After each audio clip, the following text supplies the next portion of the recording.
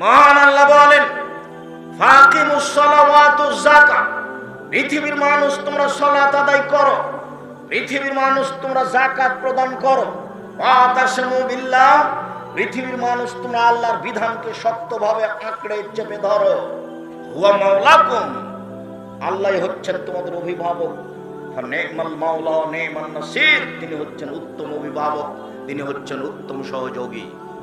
অভিভাবক হিসাবে যা কিছু করা লাগে তিনি করতে পারেন, সাহায্যকারী হিসাবে তিনি সাহায্য করতে পারেন, তিনি পরাক্রমশালী, তাকে কেউ ঠেকাতে পারে না। এই ছেলে, ওই যে সামনে দিয়ে যাতায়াত করছে ওটা কি রাস্তা? যদি রাস্তা হয় তাহলে আমাদের ছেলেরা যারা দায়িত্ব পালন করছে ওই দিকে দাঁড়াবে একজন আর এইদিকে দাঁড়াবে একজনের মধ্যে চলাচল বন্ধ করতে হবে। সালাত তাহিয়াতুল ওযু, ওযু করে দূরে কাজ সালাত এক খেয়ালে চেয়ে থাকতে হবে। আর আজকে থেকে এই সালাত চালু করতে হবে, আজকে থেকে ইনশাআল্লাহ। উসমান রাদিয়াল্লাহু তাআলা আনহু বলেন, রাসূল সাল্লাল্লাহু আলাইহি ওয়াসাল্লাম বলেছেন, মান তাওয়াদ্দা ওযুই হাজা, সুন্দর করে ওযু করলেন আল্লাহর নবী দেখাতে গিয়ে, তারপরে বললেন যে ব্যক্তি এইভাবে ওযু করবে, ওয়াসাল্লা রাকাতাইন, দুই রাকাত সালাত আদায় করবে, লা ইউহাদ্দিসু নাফসাহু ফীমা বিশাইইন, মনে মনে কোনো কথা বলবে না, মনে মনে কোনো কথা বলবে না। গফিরা লাহু মা তাকাদ্দামা মিন জামবিহি, তাহলে তার অতীতের সব পাপ ক্ষমা। হাদিস বুখারী মুসলিম। আল্লাহু আকবার বলার সাথে সাথে আপনার অনেক কথা মনে আসবে, সম্ভবপর ঠেকানোর চেষ্টা করতে হবে। সুন্দর করে ওযু করলো, দুই রাকাত সালাত আদায় করলো, মনে মনে কোনো কথা বলল না, অতীতের সব পাপ ক্ষমা। উকবা ইবনে আমির রাদিয়াল্লাহু তাআলা আনহু বলেন, রাসূল সাল্লাল্লাহু আলাইহি ওয়াসাল্লাম বলেছেন, মা মিন মুসলিমিন ইয়াতাওয়াদ্দাউ ফাইসান ওযুআহু সুম্মা ইয়াকুমু ফাইসাল্লি, যে কোনো পুরুষ, যে কোনো নারী, যে কোনো মুসলিম পুরুষ, যে কোনো মুসলিম নারী ওযু করলো, সুন্দর করে ওযু করলো, দুই রাকাত সালাত আদায় করলো, মুকবিলান আলাইহিমা বিকলবিহি ওয়াজহিহি, মনে প্রাণে ভয় ভীতি নিয়ে একবারে আল্লাহকে সন্তুষ্ট করার আশায় খুব খালেস অন্তরে দুই রাকাত সালাত আদায় করলো, ওয়াজাবাত লাহুল জান্নাহ, সে জান্নাতে যাবেই। বুখারী মুসলিম। সাগ করে একটু ওযু করে দুই রাকাত সালাত আদায় করে দেখেন না, আজকে কি দাড়ি চেঁচে এসেছেন? দাড়ি চেঁচে মহিলা হবেন না, অভিশাপ হবে। দাড়ির সাথে কোনো আপোষ করিয়েন না, টাকনুর নিচে প্যান্ট পরিয়েন না, লুঙ্গি পরিয়েন না, আল্লাহ ঘৃণা করবে। অজান্তে আপনি জাহান্নামে চলে যাবেন, যেটা বুঝতে পারবেন না। নখ বড় রাখবেন না। মহিলাদেরকে বলছে, আপনি দিনে মুসলিম বোন, নখে এ লাগাবেন না, নেইল পালিশ লাগাবেন না, মেহেদি দিবেন। মহিলাদের হাতে মেহেদি দেওয়া জরুরি, পায়ে মেহেদি দেওয়া জরুরি, দিতেই হবে। হাতে এবং পায়ে মেহেদি দিতে হবে, নেইল পালিশ নয়। নেইল পালিশ হচ্ছে ইহুদি খ্রিস্টানদের পতিতালয়ের মেয়েদের বৈশিষ্ট্য। নেইল পালিশ হচ্ছে ইহুদি খ্রিস্টানদের পতিতালয়ের মেয়েদের বৈশিষ্ট্য। কপালে টিপ দিবেন না। কপালে টিপ দেওয়া হচ্ছে হিন্দুদের বিবাহের 10টা পদ্ধতির একটা। হিন্দুর মেয়ের বাপ বিবাহ দিবে না, ছেলে তাকে জোর করে বিবাহ করবে। কপালে টিপ দিতে পারলে বিবাহ হয়ে গেছে। কপালে টিপ দেওয়া হিন্দুদের নীতি, কপালে টিপ দিবেন না। সাজসজ্জা গ্রহণ করুন, এ কথাই ঠিক। ওই সাজসজ্জা তো গ্রহণ করতে হবে। মহিলাদের সাজসজ্জা হচ্ছে যা দেখতে পাওয়া যায়, গন্ধ পাওয়া যায় না, যা দেখতে পাওয়া যায়, গন্ধ পাওয়া যায় না। পুরুষের সাজসজ্জা হচ্ছে যা দেখতে পাওয়া যায় না, গন্ধ পাওয়া যায়, যা দেখতে পাওয়া যায় না, গন্ধ পাওয়া যায়। পুরুষের জন্য আতর, আর মহিলাদের জন্য আর যা কিছু আছে, নেইল পালিশ নয়। সম্মানিত দিনী ভাই বোন, সুন্দর করে ওযু করলে ফলাফল এই হবে, এ কথা রাসূল সাল্লাল্লাহু আলাইহি সাল্লাম বলেন। আব্দুল্লাহ ইবনে আব্বাস রাদিয়াল্লাহু তাআলা আনহু বলেন, রাসূল সাল্লাল্লাহু আলাইহি সাল্লাম বলেছেন, আল্লাহ তাআলা বললেন, হাদিসে কুদসি মানে আল্লাহ বলছেন, মুহাম্মদ হাল তাদরি মা ইখতাসিমুল মালাউল আলা, উপরে কি নিয়ে হইচই হচ্ছে এটাকে আপনি বলতে পারেন? মুহাম্মদ, জি। ওপরে কি নিয়ে হইচই হচ্ছে আপনি কি বলতে পারেন? কারণ জি হ্যাঁ, আমি বলতে পারি। ফিকা ফারাক, মানুষের পাপ মিটে যাবে কিসে, সেই নিয়ে হইচই হচ্ছে। মানুষের পাপ মিটে যাবে কিভাবে, সে নিয়ে হইচই হচ্ছে। মানুষের পাপ মিটে যায় তিনটি কাজে।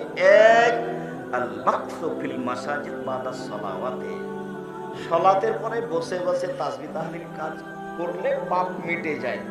সালাতের পরে বসে বসে তাসবিহ তাহলিল করলে পাপ মিটে যায়। দুই, আল মাশী আল আকদামিল আল জামাতে, পায়ে হেঁটে মসজিদে গেলে পাপ মিটে যায়।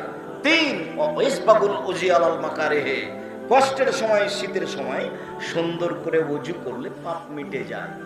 সুন্দর করে ওযু করলে পাপ মিটে যায়। এরপর আল্লাহ রাসূল বলছেন, ফামান ফালা যালিকা, যে ব্যক্তি এরকম করতে পারলো, বা আশা বেখাইরিন ও মাতা বেখাইরিন, তার মরে যাওয়া ভালো, তার বেঁচে থাকা ভালো, তার মরে যাওয়া ভালো, তার বেঁচে থাকা ভালো। ওয়া কানা মিন খাতিহি কায়ামুন ওয়ালাদাতহু উম্মুহু, লোকটা হয়ে যায় সেই দিনের মতো যেদিন তার মা তাকে জন্ম দিয়েছে। লোকটা হয়ে যায় সেই দিনের মতো যেদিন তার মা তাকে জন্ম দিয়েছে। এই ছেলে বলো তো কি বললাম? ভাইজান মুরব্বী যারা আপনারা বসে আছেন, ধরতে পারলেন কি? নিষ্পাপ হয় এটা তো বুঝলাম, কিন্তু কি করলে হয়? তিনটা কাজ করলে। পায়ে হেঁটে মসজিদে গেলে এক, সালাতের পরে বসে তাসবিহ তাহলিল করলে দুই, শীতের সময় ভালো করে ওযু করা। জাযাকাল্লাহ খাইর, হাইয়াকাল্লাহ, মাশাআল্লাহ, জাযাকুমুল্লাহ খাইর, শুকরান। জি, তো তাহিয়াতুল ওযু, ওযু করে 2 রাকাত সালাত।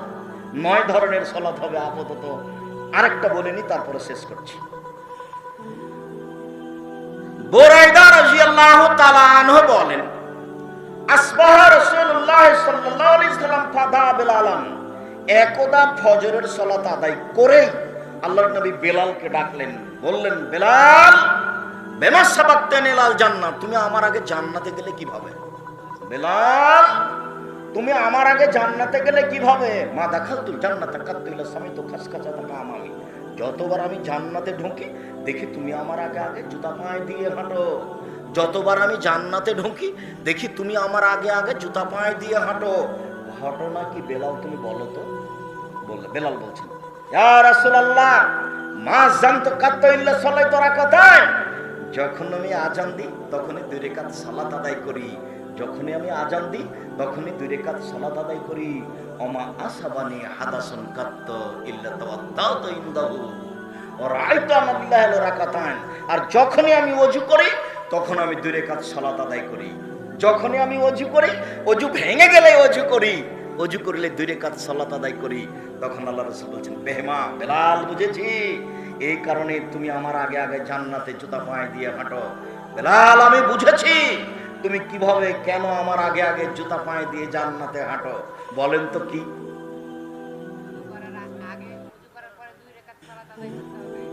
আজান দিলে 2 রাকাত সালাত। জাযাকুমুল্লাহ খাইর। তো তাহলে আপাতত একটা শেষ হলো, 9টা। 2, সালাতু তাহিয়াতুল মসজিদ, মসজিদে ঢুকে 2 রাকাত সালাত।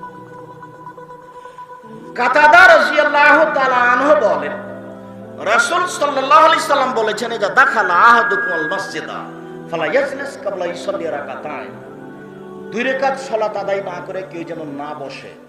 মসজিদে ঢুকে আগে 2 রাকাত সালাত আদায় করতে হবে, তারপরে বসা। বসাই নিষেধ। বাংলাদেশে, ভারতে, পাকিস্তানে শতকরা 95 জন লোক মসজিদে ঢুকে আগে বসে। আমার মাঝহাবি ভাইদের কাজ, তারা এভাবে ধর্মকে জেনে আসছেন, এভাবে আমল করে আসছেন। জরুরি, বাধ্য, মসজিদে ঢুকে বসতে চাইলে মসজিদের মালিকের অনুমতি নিতে হবে। আল মাসাজিদু লিল্লাহ, মসজিদ কার? আল্লাহর। ওর ঘরে বসলে অনুমতি নিতে হবে। পদ্ধতি 2 রাকাত সালাত। কিভাবে অনুমতি নিব? 2 রাকাত সালাত। সরাসরি তার কথা বলা যাবে না যে আল্লাহ, আমি আপনার ঘরে বসতে চাচ্ছি। এটা কি হবে? এটা হবে না। পদ্ধতি কি? 2 রাকাত সালাত। খুব সাবধান, কোনো ছেলে যেন আপনার পাশ থেকে না উঠে, কিছুক্ষণ অপেক্ষা করতে হবে। দেখবেন দেখতে দেখতে সময় শেষ হয়ে গেছে। আপনি আমাকে কোনো সময় বিরক্তিবোধ দেখাবেন না, দয়া করে। জাবের রাদিয়াল্লাহু তাআলা আনহু বলেন, রাসূল সাল্লাল্লাহু আলাইহি সাল্লাম বলেছেন, ও ইয়াখতুব ইজা দাখালা আহাদুকুম ইয়াউমাল জুমআ ওয়াল ইমামু ইয়াখতুব ফালিসাল্লি রাকাতাইন ওয়া লিয়াতাজাওয়াজ ফীহিমা। শোনো পৃথিবীর মানুষ, যখন তোমাদের কোনো ব্যক্তি মসজিদে ঢুকবে জুমার দিন, তখন মসজিদের ইমাম খুতবা দিচ্ছেন, খুতবা চলাকালীন কেউ যদি মসজিদে ঢোকে তাহলে সে যেন অন্তত 2 রাকাত সালাত আদায় করে সংক্ষিপ্ত করে তারপর বসে। এমনি সময় তো 2 রাকাত সালাত আদায় করতে হবেই। খুতবা চলছে জুমার দিন, তখনও 2 রাকাত সালাত আদায় না করে বসা যাবে না। জাবের রাদিয়াল্লাহু তাআলা আনহু বলেন, দাখালা রাজুলুন ইয়াউমাল জুমআ ওয়া নবী সাল্লাল্লাহু আলাইহি ওয়াসাল্লাম ইয়াখতুব। একদা আল্লাহর নবী নিজে জুমার খুতবা দিচ্ছিলেন, তখন একটা লোক ঢুকেই বসে গেছে। তখন আল্লাহ রাসূল বলছেন খুতবা চলাকালীন, আসলাইতা, এই তুমি সালাত আদায় করেছো? আল্লাহ, জি না, আমি সালাত আদায় করিনি। তখন আল্লাহ রাসূল বলেন, কুম ফাসাল্লি রাকাতাইন, এই ওঠো 2 রাকাত সালাত আদায় করো। মুসাল্লি আপসে কথা বলতে পারে না, তবে ইমাম মুসাল্লির সাথে কথা বলতে পারে, আর মুসাল্লি ইমামের সাথে কথা বলতে পারে। মুসাল্লি ইমামের সাথে কথা বলতে পারেন, তার প্রমাণ ওই যে আল্লাহ রাসূল জুমার খুতবা দিচ্ছেন, একজন পল্লীর বেদউইন গাঁওর অশিক্ষিত মানুষ এসে বলছে, আল্লাহ নবী, বাড়িঘর ধ্বংস হলো, অনাবৃষ্টি, বৃষ্টি নাই, পশু প্রাণী মারা গেল, গরু ছাগল মারা গেল, বাড়িঘর ধ্বংস হলো, অনাবৃষ্টি। আল্লাহ রাসূল দোয়া করেন, তখন আল্লাহ রাসূল দোয়া করলেন, বৃষ্টি হতে লাগলো। পরের জুমায় আবার লোকটা এসে বলছে, আল্লাহ রাসূল, বৃষ্টির কারণে বাড়িঘর ভেঙে গেল, আপনি একটু বন্ধের জন্য দোয়া করেন। আল্লাহ রাসূল বন্ধের জন্য দোয়া করলেন।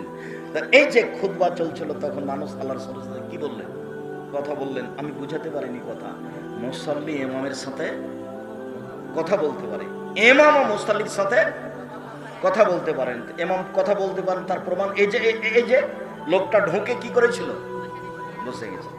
তখন আল্লাহ রাসূল বলেন, উঠো, বর্তমান ইমাম সাহেবকে বলতে হবে যদি চোখে পড়ে কেউ বসে গেছে, ওঠেন, সালাত আদায় করেন। হাদিস বুখারী মুসলিম। দুশ্চিন্তা ভোগের কিছু নেই, কি যে হবে।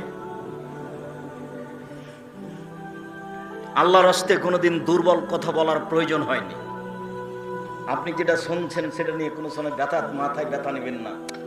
ভুলই হয় নাকি, কথাটা যে কতদূর ঠিক, ভুলই হয় নাকি, এইরকম পরিস্থিতিতে আমি কোনোদিন কথা বলিনি। তবে মানুষ ভুল কথা থাকতেও পারে, তবে চেষ্টা চালাই যেন ভুল না। তারপরে আমি মানুষ, মসজিদে ঢোকেই 2 রাকাত সালাত, আপাতত 2 নাম্বার সালাত শেষ করলাম। 3 সালাত বাইনাল আজানাইন, আজানে একামাতের মধ্যে সালাত, আজান ও একামাতের মধ্যে সালাত। আব্দুল্লাহ ইবনে মুকাফফার রাদিয়াল্লাহু তাআলা আনহু বলেন, রাসূল সাল্লাল্লাহু আলাইহি সাল্লাম বলেছেন, বাইনা কুল্লি আযানাইনে সালাতুন, বাইনা কুল্লি আযানাইনে সালাতুন, বাইনা কুল্লি আযানাইনে সালাতুন। আযান একামাতের মাঝে 2 রাকাত সালাত রয়েছে, আযান একামাতের মাঝে 2 রাকাত সালাত রয়েছে, আযান একামাতের মাঝে 2 রাকাত সালাত রয়েছে। তবে তৃতীয়বারে বলেছেন, যার ইচ্ছে। আপনাদের এই দেশে রেল বাজারে, গোদাগাড়িতে আযান মাগরিবের পরে কেউ সালাত আদায় করে না, অনেক মসজিদে করায় অপরাধ। মাগরিবের আজানের পরে 2 রাকাত সালাত আদায় করাই অপরাধ। যদি আপনি করেন তাহলে কতজন আপনাকে ধমকাবে, ধর্ম বিক্রি করেছে। আল্লাহ রাসূল বলছেন, হাদিস বুখারী মুসলিম, আজানের পরে সালাত। বুরায়দা রাদিয়াল্লাহু তাআলা আনহু বলেন, আসবাহা রাসূলুল্লাহ সাল্লাল্লাহু আলাইহি ওয়াসাল্লাম ফাতা বেলালান, আল্লাহর নবী ফজরের সালাতের পরে বেলালকে ডেকে বললেন, বেলাল, বিমা সাবাক্তানি ইলাল জান্নাহ, তুমি আমার আগে জান্নাতে গেলে কিভাবে? কারণ কি এমন তুমি কাজ করো যার কারণে আমার আগে জান্নাতে চলে গেলে? মা দাখালতুল জান্নাতা কাত্তু ইল্লা সামিতু খাসখাসাতাকা আমামি, যখনই আমি জান্নাতে ঢুকেছি দেখি তুমি জুতা পায়ে দিয়ে হাঁটো, আমি তোমার জুতার পায়ের শব্দ শুনতে পাই। জান্নাতে মানুষ জুতা পায়ে দিয়ে থাকবে। আমি যখনই জান্নাতে ঢুকি দেখি তুমি জুতা পায়ে দিয়ে আমার আগে আগে হাঁটো। কি ঘটনা বেলাল? বেলাল রাদিয়াল্লাহু তাআলা বলছেন, মা আযানতু কাত্তু ইল্লা সাল্লাতু রাকাতাইন, যখন আমি আজান দিয়েছি তখনই 2 রাকাত সালাত আদায় করেছি। আজানের পরে 2 রাকাত সালাত। হাদিস বুখারী মুসলিম। টেনশন ভোগ করবেন না মুরব্বী, আপনি আমার দিনী ভাই, আপনাকে বলছি কালকে শুরু করেন তো দেখা যাক কি হয়। কিয়ামত পরে হবে, কাল হবে, একটু পরে হবে, না হয় মসজিদে কিছু হলো, হোক না কেন? আল্লাহ রাস্তা আপনি আমাকে কিছু বলবেন না, আমি হাদিসে আছে পেয়েছি, আমি আমল করছি, আপনি আপনারটা করেন। বেলাল রাদিয়াল্লাহু তাআলা আনহু মসজিদে ঢুকে আজান দিয়ে 2 রাকাত সালাত আদায় করেছেন। আর আপনি তো হাদিস মানবেন, আপনি আপনারটা করেন, আর একজনের সাথে ভেসে যাওয়ার প্রয়োজন নেই। আপাতত আজান এবং ইকামতের মাঝে 2 রাকাত সালাত শেষ করলাম, তাহলে কতটুকু, কয়টা হলো? 3টে।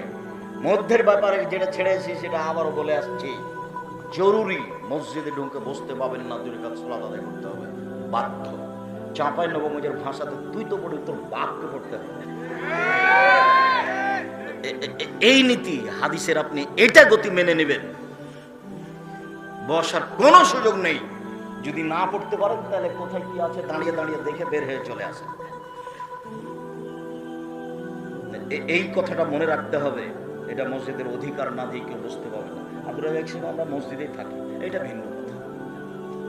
আমরা মসজিদেই থাকি, এটা ভিন্ন কথা, তখন এটা লাগবে না। সালাতুল ইশরাক, সূর্য ওঠার সাথে সাথেই সালাত। আনাস ইবনে মালিক রাদিয়াল্লাহু তাআলা আনহু বলেন, রাসূল সাল্লাল্লাহু আলাইহি সাল্লাম বলেছেন, মান সালাল গাদাতা ফিল জামাতে, যে ব্যক্তি ফজরের সালাত জামাতে আদায় করলো, ওয়াকাদা ইয়াযকুরুল্লাহ তাতাতলু শামস, তারপর বসে বসে তাসবিহ তাহলিল জিকির আজকার করতে লাগলো, সূর্য উঠে গেল। সুম্মা সাল্লা রাকাতাইন, তারপরে 2 রাকাত সালাত আদায় করলো, কানাত লাহু আজরুন কাদরে হাজ্জাতিন উমরা তাম্মা তাম্মা তাম্মা। ও যদি সূর্য ওঠার পর পরে 2 রাকাত সালাত আদায় করে, তাহলে সে নেকি পাবে পূর্ণ হজের সমান, পূর্ণ উমরার সমান, পূর্ণ হজের সমান, পূর্ণ উমরার সমান, পূর্ণ হজের সমান, পূর্ণ উমরার সমান।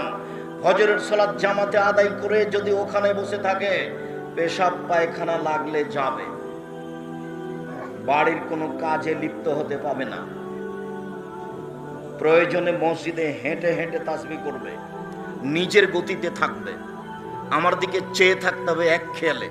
উপস্থিত বৈঠকের মুসলিম বোন, আপনাকে আবারও সতর্ক করছি, আপনি কখনো গল্পের মধ্যে লিপ্ত হবেন না। গল্প করার বহু সময় আছে, আপনি এক খেয়ালে চেয়ে থাকেন। আপনার গায়ের উপর দিয়ে আর একজন চলে গেলে আপনি তাকে কিছু বলতে যাবেন না।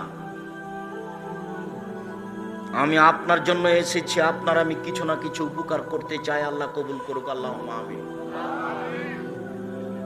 শেষ পর্যন্ত আপনার সাথে আমার অনেক কথা আছে, কাজে আপনি মূল্যায়ন করুন। এই ছেলেরা শোনো, যারা দায়িত্ব পালন করছো, দেখো দোকানপাটে হাটে যেন কেউ বসে না থাকে, তার একটা লজ্জা থাকা দরকার। সে কি নিজেকে পশু প্রাণী মনে করে? সে কি নিজেকে গরু ছাগল মনে করে? তার একটা ইতস্তবোধ নাই, তার একটা বোধোদয় নেই, তার একটা বোধগম্য নেই, সে নিজেকে মানুষ মনে করে না। সে কোন সাহসে দোকানে বসে এখন চা পান করে? একটু লজ্জা করে না? একটু শরম করে না? একটু হায়া হয় না? দোকানদারের উচিত বন্ধ করা, কথা শোনা। একদিনই সব সুবিধা ভোগ করলে কালকে কিছু থাকবে। ওই বায়তুল মুকাররমে চতুর্দিকে কাপড় বিক্রি হয়, তো 300 টাকার কাপড় 3000 টাকায় বিক্রি করে। একজন জিনিসটাকে উঠায় আর একজন দাম বলে। তো সারাদিন বিক্রি করেছে জোহর থেকে রাত পর্যন্ত, এখন বাড়ির দিকে যাচ্ছে আর গল্প করছে, অনেক টাকা অনেক টাকা। 3 মাস পরে দেন লোকটা অনেক দোকানও নেই। তার মানে তার নাম প্রতারণা। প্রতারণা দিয়ে কাজ করলে, ধোকা দিয়ে কাজ করলে বরকত থাকে না, তখন জিনিসটাই হারিয়ে যায়। হারাতে একটু সময় লাগে, তখনও মনে করে যে এটা আমি পেয়েছি, কদিন পরে বইও নাই, দোকানও নাই। ধারাবাহিকভাবে চলতে হবে। চকলেট দিয়ে ব্যবসা শুরু করলে 25 বছর লাগবে একটু ধনী হতে। হিরোইন দিয়ে ব্যবসা করতে আমি নিষেধ করেছি। ব্যাংকে লোন নিয়ে ব্যবসা করা নাজায়েজ, হারাম। ব্যাংকে টাকা উঠিয়ে বাড়ি করেছে যে তার জানাজাই হবে না। ব্যাংকে লোন নিয়ে লোন পরিশোধ না করে মারা গেছে, তার জানাজার বৈধতা দেখাতে হবে। তার বেটাকে দাঁড়িয়ে বলতে হবে যে আমি ব্যাংকে লোন পরিশোধ করলাম, তাহলে তার জানাজা হবে, তাছাড়া তার জানাজা নেই। কয়েকটা জিনিস থেকে আল্লাহ রাসূল দিন রাত বাঁচতে চাইতেন। সেই দোয়াটা আবার আল্লাহ রাসূল সালাম ফেরার পূর্বে বলতেন, যার নাম দুআয়ে মাসুরা। দুআয়ে মাসুরার 2টা অংশ, একটা হলো আল্লাহুম্মা ইন্নী যালামতু নাফসি যুলমান কাসীরা ফাগফিরলি মাগফিরাতাম মিন ইনদিকা ওয়ারহামনি ইন্নাকা আনতাল গাফুরুর রহিম। আর একটা অংশ হচ্ছে আল্লাহুম্মা ইন্নী আউযু বিকা মিন আযাবি জাহান্নাম ওয়া আউযু বিকা মিন আযাবিল কবর ওয়া আউযু বিকা মিন ফিতনাতিল মাসীহিদ দাজ্জাল ওয়া আউযু বিকা মিন ফিতনাতিল মাহিল মামাত। আল্লাহুম্মা ইন্নী আউযু বিকা মিনাল মা'সাম ওয়াল মাগরাম। তোমার কাছে বাঁচতে চাই বড় পাপ হতে, তোমার কাছে বাঁচতে চাই ঋণ কর্য হতে, তোমার কাছে বাঁচতে চাই বড় পাপ হতে, তোমার কাছে বাঁচতে চাই ঋণ কর্য হতে, তোমার কাছে বাঁচতে চাই বড় পাপ হতে, তোমার কাছে বাঁচতে চাই ঋণ কর্য হতে। ছেলে মেয়ের আহার জোগানোর জন্য কর্জ নিতে পারেন, বাড়ি গাড়ি ব্যবসা বাণিজ্য এর জন্য লোন নিয়েন না, পরকালে এমনিতেই হারাবে। ঋণ থেকে গেলে শহীদ হয়ে গেল পাপ ক্ষমা হবে না, শহীদের সব পাপ ক্ষমা, এরপর ঋণের পাপ ক্ষমা হবে না, ওই কাজ করতে যায়েন না। বলছিলাম সম্মানিত দিনী ভাই বোন, ফজরের সালাত আপনি জামাতে আদায় করবেন। মহিলারা যারা জামাতে যায় না, ফজরের সালাত আদায় করেছে ওখানেই থাকবে, হেঁটে তাসবিহ তাহলিল করতে পারে, অন্য কোনো কাজে লিপ্ত হতে পাবে না। প্রয়োজনে পেশাব পায়খানায় যাবে, এসে ওযু করবে। সূর্য উঠে গেলে, সূর্য ওঠার সাথে সাথে 10 মিনিট 20 মিনিট 15 মিনিট পরে নয়, 2-4 মিনিট পরে অনুমান করেছে হিসাব নিকাশ আছেই, 2 রাকাত সালাত আদায় করলে সে পূর্ণ হজ পূর্ণ উমরার নেকি পাবে। হজ কবুল হয়ে গেলে মানুষ হয়ে যায় সেই দিনের মতো যেদিন তার মা তাকে জন্ম দিয়েছে, নিষ্পাপ হয়ে যায়, অনেক বড় নেকি। আমি একদিন বলছি যে কবরের শাস্তি হয় না 4 শ্রেণীর মানুষের। 1 জুমার দিন মারা গেল, 2 পেট ব্যথায় মারা গেল, 3 শহীদ হয়ে গেল, 4 সূরা মুলক রাতে পড়লে। 3টাই কঠিন, একটাই সহজ, সূরা মুলক পড়া। এটা নিজের হাতে আছে, বাকিগুলো একটা নিজের হাতে। কথা বুঝাতে পারলাম না মনে হয়। 4টা কাজের কারণে কবরের শাস্তি কি হয়? মাফ হয়ে যায়, কবরের শাস্তি হবে না। 1 জুমার দিন মারা গেল, 2 পেট ব্যথায় মারা গেল, 3 শহীদ হয়ে গেল, 4 সূরা মুলক পড়লে 30 আয়াত রাতে এশার সালাতের পরে পড়া তো অভ্যাসই হতে হবে, দেখে দেখে পড়েন। এই একটাই সহজ, বাকিগুলো একটা সহজ, একটা নিজের হাতে নেই, শুধু একটাই নিজের হাতে, যেটা সবাই পারে। একটু আমল করার চেষ্টা করেন, শুধু খালি আড্ডা পিটে গল্প করে মানুষের বদনাম করে সময় চলে গেল। সালাতুজ যোহা, চাষতের সালাত। উম্মু হানি রাদিয়াল্লাহু তাআলা আনহা বলেন, দাখালা রাসূলুল্লাহ সাল্লাল্লাহু আলাইহি ওয়াসাল্লাম বাইতা ইয়াউমা ফাতে মক্কা। মক্কা বিজয়ের দিন আল্লাহর নবী উম্মু হানির ঘরে প্রবেশ করলেন, সুম্মাত্তাসালা গোসল করলেন, ও সাল্লাল্লাহু সামানা রাকাত 8 রাকাত সালাত আদায় করলেন। তিনি বললেন, আমার জীবনে এত সংক্ষিপ্ত সালাত আমি দেখিনি। গায়রান্নাহি তুম রুকু ও সুজুদা, তবে তিনি রুকু সিজদা ঠিক ঠিক করছিলেন। 8 রাকাত চাষতের সালাত আদায় করলেন। মুআযা রাদিয়াল্লাহু তাআলা আনহা বলেন, আমি আয়েশা রাদিয়াল্লাহু তাআলা জিজ্ঞাসা করলাম চাষতের সালাত সম্পর্কে। তিনি বললেন, সাল্লাল্লাহু আলাইহি ওয়াসাল্লাম 4 রাকাতিন, আল্লাহ রাসূল চাষতের সালাত 4 রাকাত পড়তেন। 8 রাকাতের ফল উল্লেখ নেই, 4 রাকাতের ফল উল্লেখ নেই। এবার 2 রাকাতের ফল শোনাচ্ছে, একটু দেখুন। আবু যার গফারি রাদিয়াল্লাহু তাআলা আনহু বলেন, রাসূল সাল্লাল্লাহু আলাইহি সাল্লাম বলেছেন, ইসবিহু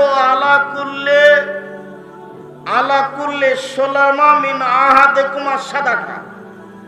আদম সন্তানের প্রত্যেক সকালে প্রত্যেক জোড়ের বিনিময়ে তাকে দান করতে হবে। দান দিয়ে জান্নাত কিনা যায়। আদম সন্তান সবাকে প্রত্যেকদিন সকালে জোড়ের বিনিময়ে দান করতে হবে। এই কথা বলার পরে বলছেন, অবে করলে তাসবিহাতিন সাদাকা, সুবহানাল্লাহ বললে দানের নেকি হয়। অবে করলে তাহমিদাতিন সাদাকা, আলহামদুলিল্লাহ বললে দানের নেকি হয়। অবে করলে তাহলিলাতিন সাদাকা, লা ইলাহা ইল্লাল্লাহ